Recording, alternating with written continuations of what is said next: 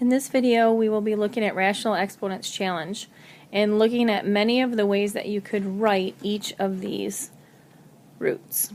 So the first one, we could write the fifth root of x, all of that cubed. We could look at it as x to the 3 out of 5. We could look at it as x cubed raised to the 1/5 power.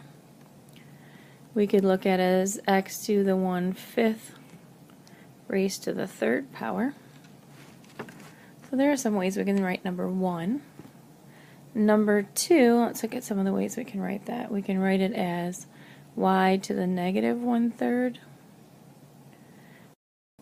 We could write it as 1 over y to the 1/3. We could write it as the third root of y to the negative 1.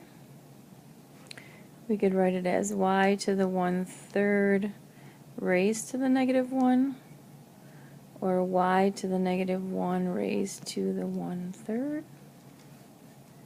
We could write it as 1 over the third root of y. So lots of different ways that we can look at the same thing. Let's look at the last one. So I'm going to rewrite this. 0.75 is really z to the 3/4. So some ways we can write that.